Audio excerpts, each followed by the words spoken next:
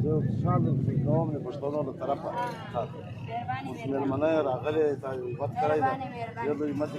ہم لوگ D I Khan کی طرف جائیں گے. اپنے لوگوں کو یہ بولنا ہے کہ ہمارے ساتھ قافلے کی صورت میں آئیں اسلام آباد تک, کیونکہ ہم رات اگر اس انتظامیہ نے ہمارا انتظام کیا تو رات ہم تونسا رکیں گے اور رات کو اعلان کریں گے. لیکن آپ سے سب سے یہی گزارش ہے کہ ڈی آئی خان کی پشتون عوام آئے. بہت بہت مہربانی.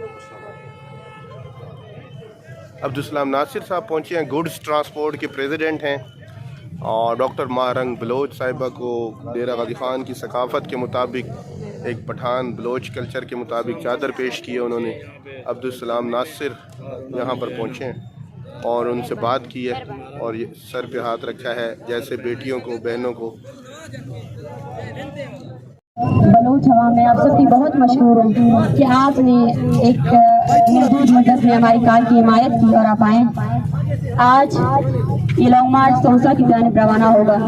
انتظامیہ وہ انتظامیہ جو کل رات آپ ٹرانسپورٹر کو فون کر کے اس کو دمکا رہی تھی, آج وہ انتظامیہ خود ہمارے پاس آئی ہے اور ہمارے لیے ٹرانسپورٹ کا انتظام کر رہی ہے. یہ ہمارے اور آپ کی جدوجہد کا وہ ہے. ہم اکیلے ہوں گے تو ہمیں یہ لوگ ہماری نسل کشی کریں گے, لیکن اگر ہم ایک ساتھ ہو جائیں تو ہم اس انتظامیہ کو, اس ریاست کو بھی یہ پیغام دلا سکتے ہیں کہ بلوچ اپنی نسل کشی کے خلاف یکجا کھڑا ہے. یہ اس تحریک کا آج 25واں دن ہے, لیکن آج میں سمجھتی ہوں کہ یہ تحریک ایک نئے فیز میں جا رہی ہے. یہ تحریک یہاں ختم نہیں ہوگی. یہ تحریک جہاں جہاں سے ہم جائیں گے, اسلام آباد میں ہمیں جہاں بیٹھنا پڑا ہم بیٹھیں گے. میں یہاں سے ہمارا اگلا پڑاؤ تونسا شریف ہوگا. تونسا میں ہم احتجاجی ریلی کریں گے, مظاہرہ کریں گے. آپ سب سے ڈیرہ غازی خان کے عوام سے گزارش ہے کہ اگر آپ لوگ کے پاس ٹرانسپورٹ ہے تو ہمارے ساتھ آئیں, اس کاروان کا حصہ بنیں. اور تونسا شریف کے تمام بلوچوں سے یہ اپیل ہے کہ وہ بھی آئیں اور اس ریاست کو گھر سے نکلے. یہ ہمارا احتجاج ہے, ہماری ووٹنگ یہ ہے. آج دیکھیں الیکشن اب ہو رہا ہے بلوچستان میں. جس ایریا سے جو بلوچ نکلا ہے وہ آپ کے خلاف الیکشن کے لیے, یہ الیکشن ہے, یہ ہمارا ریفرنڈم ہے. آپ دیکھیں بلوچ اپنی نسل کشی کے خلاف یکجا کھڑا ہے.